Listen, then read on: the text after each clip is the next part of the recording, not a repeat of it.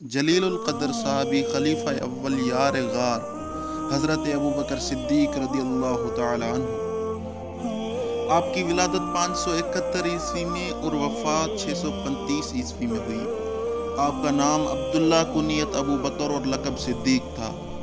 آپ کے والد کا نام عثمان اور کنیت ابو قحافہ تھی۔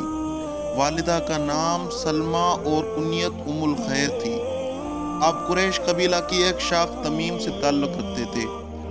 عہد جہالت میں حضرت ابوبکر کا نام عبد الکعبہ تھا، جسے حضور اکرم صلی اللہ علیہ وسلم نے تبدیل کر کے عبداللہ رکھ دیا تھا۔ حضرت ابوبکر صدیق رضی اللہ تعالی عنہ کا مرتبہ صحابہ کرام میں بہت بلند ہے، کیونکہ آپ ہجرت مدینہ کے وقت رسول خدا صلی اللہ علیہ وسلم کے ساتھ رہے، اس لیے آپ کو یار غار بھی کہا جاتا ہے۔ علاوہ ازیں آپ حضرت صلی اللہ علیہ وسلم کے سسر بھی تھے، کیونکہ ام المومنین حضرت عائشہ صدیقہ رضی اللہ تعالی عنہ آپ کی صاحبزادی تھی۔ جب حضور اکرم صلی اللہ علیہ وسلم نے اپنی نبوت کا اعلان کیا تو مردوں میں سب سے پہلے حضرت ابوبکر صدیق ایمان لائے۔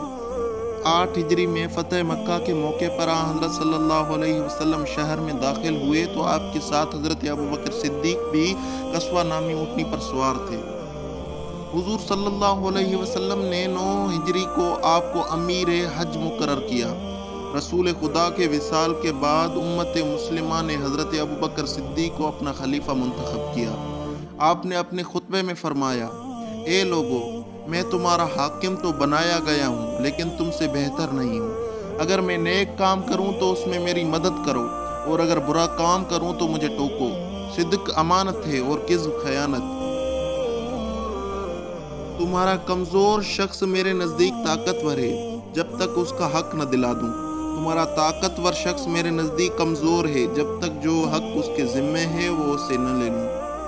حضرت ابوبکر صدیق کی خلافت 632 عیسوی سے لے کر 634 عیسوی تک جاری رہی۔ آپ کے دورہ خلافت میں درج ذیل واقعات پیش آئے۔ پہلا، آپ نے مرتدین کے خلاف لشکر کشی کر کے فتنہ ارتداد کا خاتمہ کر دیا۔ دوسرا، آپ نے منکرین زکوٰۃ کی سرکوبی کی۔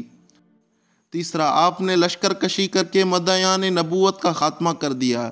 چوتھا، آپ کے زمانہ خلافت میں مسلمانوں نے عراق پر حملہ کر کے کئی ایرانی سالارہ کو شکست دی اور کئی مقامات مثلاً ہیرا، انبار اور فراس پر قبضہ کر لیا۔ پانچواں، اسلامی لشکر نے شام پر حملہ کر کے اجنادین کی جنگ میں فتح حاصل کی۔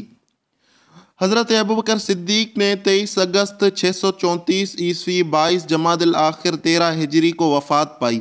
آپ کی نماز جنازہ حضرت عمر نے پڑھائی۔ آپ کو حضرت کے پہلو میں بائیں جانب دفن کیا گیا۔ آپ نے کل 4 نکاح کیے۔ آپ کی ازواج کے نام قتیلہ بنت عبد العزیٰ، ام رومان بنت عامر بن عمیرہ، اسماء بنت امیس اور حبیب بنت خارجہ تھے۔ آپ کی اولاد 3 بیٹوں اور 3 بیٹیوں پر مشتمل تھیں۔